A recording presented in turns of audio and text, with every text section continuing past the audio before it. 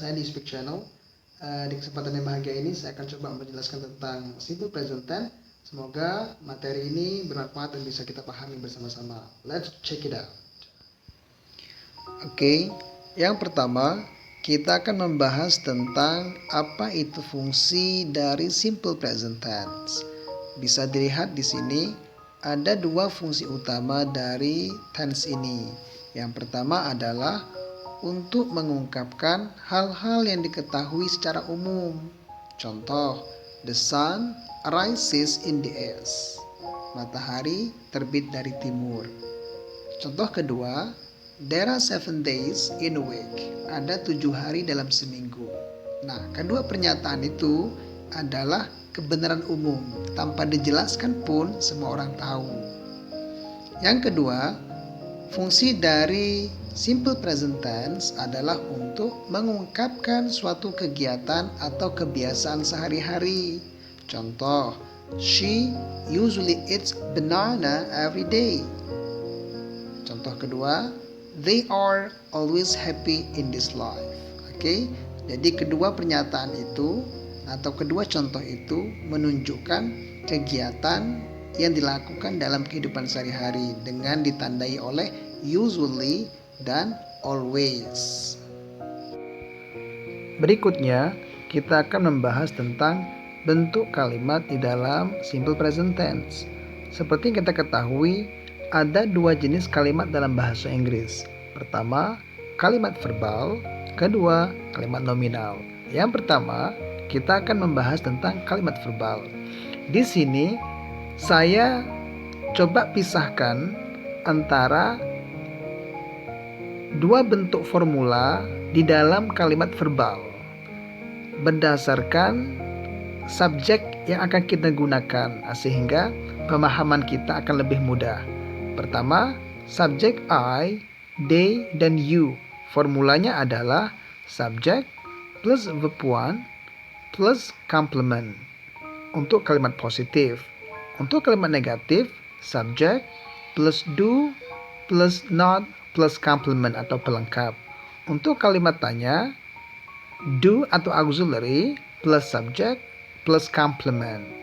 Contoh, I go to Bandung untuk kalimat positif. Untuk kalimat negatifnya, I don't go to Bandung. Untuk kalimat tanyanya, do I go to Bandung?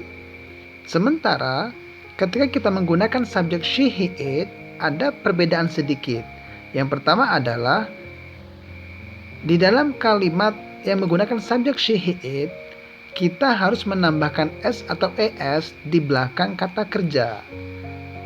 Kemudian, apabila di kalimat yang bersubjek I, they, you, auxiliary-nya adalah do, akan tetapi di kalimat yang subjeknya she, he, it, auxiliary-nya adalah does. Contoh, she speaks English untuk kalimat positif. She doesn't speak English untuk kalimat negatif. Does she speak English untuk kalimat interrogatif atau kalimat tanya. Speaks menggunakan s di situ karena subjeknya she, kemudian auxiliary-nya menggunakan does bukan do. Kemudian mungkin rekan-rekan semua bertanya-tanya, kapan kita harus menambahkan s dan es di belakang kata kerja ketika kita menggunakan subjek she, he, it? Oke. Pada umumnya, setiap kata kerja cukup ditambahkan s di belakang kata kerjanya ketika kita menggunakan subjek she, he, it. Contoh, speak menjadi speaks, drink menjadi drinks, write menjadi writes. Cukup tambahkan s di belakang kata kerja tersebut. Akan tetapi ada aturan-aturan tertentu bagi kata-kata yang berakhiran dengan s, sh, ch, x, z, o, dan y. Contoh, yang berakhiran s, kiss menjadi kisses. Contoh kedua, yang berakhiran sh, wash menjadi washes. Contoh ketiga, yang berakhiran ch, watch menjadi watches. Contoh berikutnya, yang berakhiran x, Mix menjadi mixes. Kemudian contoh berikutnya yang Z, buzz menjadi buzzes. Kemudian contoh berikutnya yang O, do menjadi does. Kemudian contoh berikutnya yang berakhiran Y, fly menjadi flies. Oke. Terakhir kita akan membahas tentang kalimat nominal. Jadi kalimat verbal yang kita bahas tadi adalah kalimat yang menggunakan kata kerja utama atau kata kerja dasar, misalnya berlari, run, berbicara, speak, dan lain sebagainya. Nah, sedangkan kalimat nominal adalah kalimat yang dibentuk bukan dengan kata kerja, tetapi dengan kata sifat, kata benda, dan lain sebagainya, dengan dibantu oleh to be. Nah, di sini ada 3 jenis to be, bisa dilihat di layar. Ada to be is, itu untuk subjek she, he, it. Kemudian ada to be are, untuk subjek they, we, you. Yang terakhir ada subjek am, untuk subjek I. Oke. Kemudian untuk formulanya, kalimat positif subjek plus to be plus complement. Kalimat negatif subjek plus to be plus not plus complement. Kalimat tanya to be plus subject plus complement. Contoh, she is beautiful. Kalimat positif. Negatifnya, she is not beautiful.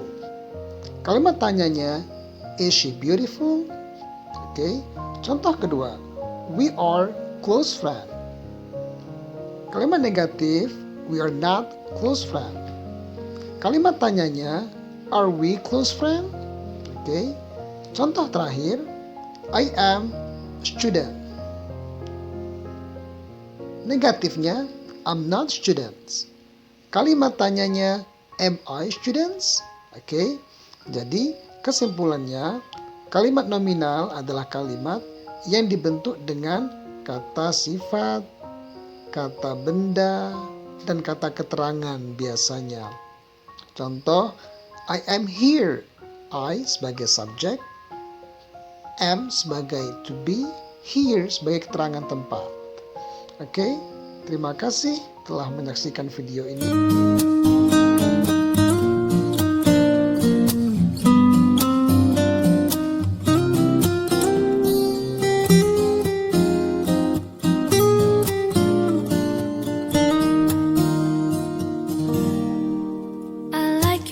You look away when you pretend not to care. I like the dimples on the corners of the smile that you wear. I like you more the